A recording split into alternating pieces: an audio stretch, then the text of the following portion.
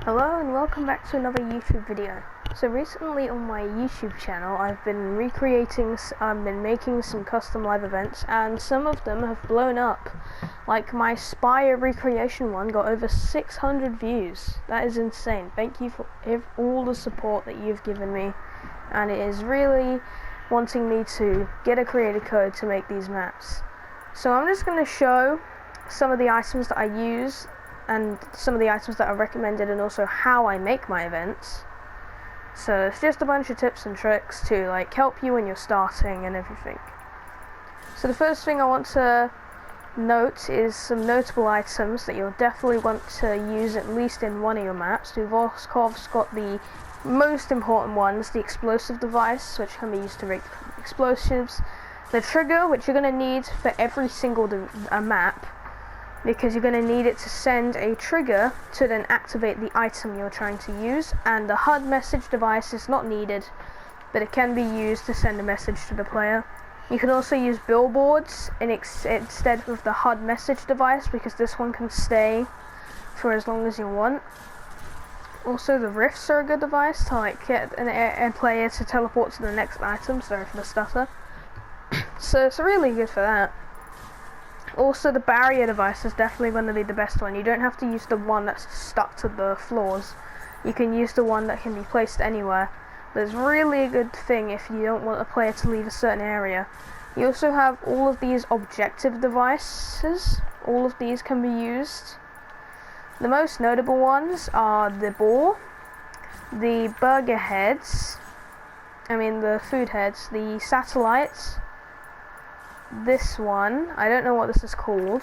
I'm just going to call it an objective device, and this kind of file thing. These ones are all nice ones to use, and of course you can scale them up as much as you want to make them as big as you want, like this big tomato, which takes up too much space. Alright, the next thing I'm going to note are some notable props that you might use.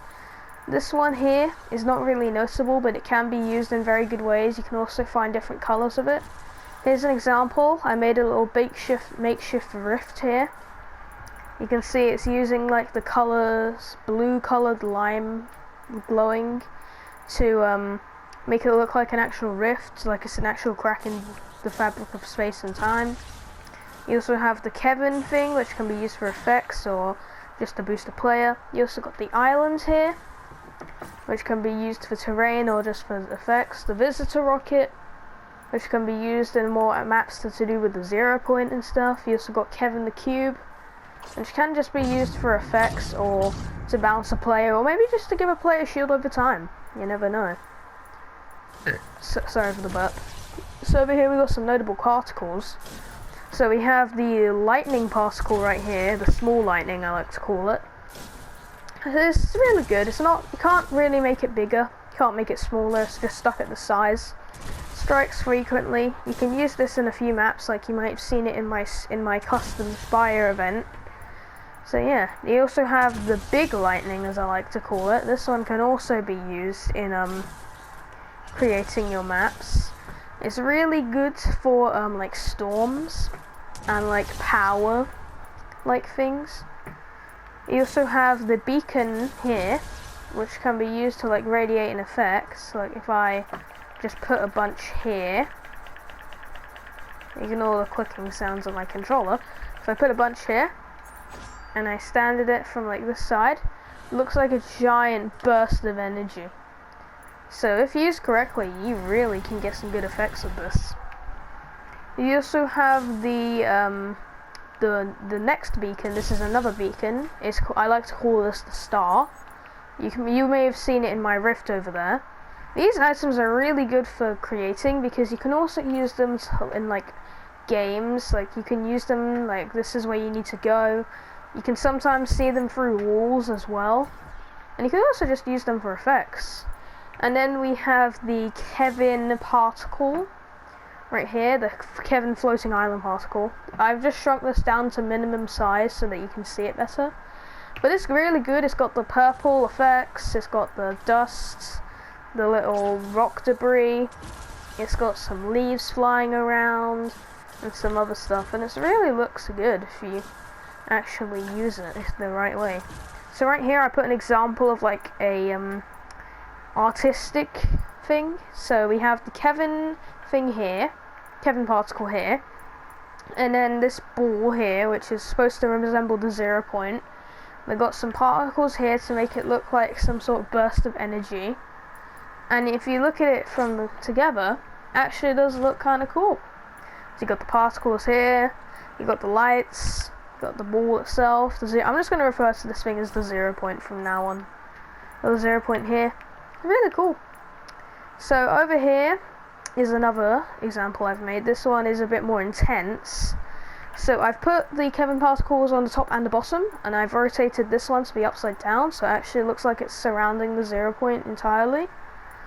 I also put some particle effects in there to make it look like a really big burst of energy. And I'm also going to show you how I make these events. So right here is a button. This button submits a trigger on 150. This is a sequencer, and when it receives a trigger from 150, it starts the sequence. And what it does is it sends a little line here which will activate any of these trigger devices right here. And these trigger devices will send devices to certain channels, and you can use that to make certain events play at certain times. So let's say that we want the particles here to play first, and then we want the outburst of energy, these little beacon devices, to play after. Then we can use the sequence and we can make it so these submit on channel 1, and then we can make it so the beacons submit on channel 2. So this will trigger the particles, and then this will trigger the beacons, and then it will look like the particles are gathering around it, and then it's sending the burst of energy. I also put some rift devices in here to make like a little particle effect. I don't want to stare at it for too long because it kind of tanks my frames. Brings me down to 28 FPS, which is bad. To me, 60 FPS is good enough. So right now I'm just going to play. I'm going to start the game and I'm going to show an example of the event. So I put a spawn device down here to make it easier for me to get to it. So as you can see, everything is showing. Over there you got all the particles. So what's going to happen is it's going to start. I'm going to press this button. Oh yeah, that's the thing, the trigger device. I'm going to press this button and all of this is going to go. It's going to start the sequence. It pressed the first one, that made the orb appear. Then it's made the second one, and now the particles appear. Third one made some more particles appear. Fourth one activates the rifts. And then the fifth one creates the beacons. So you can use this to create some really cool stuff if you actually know what you're doing.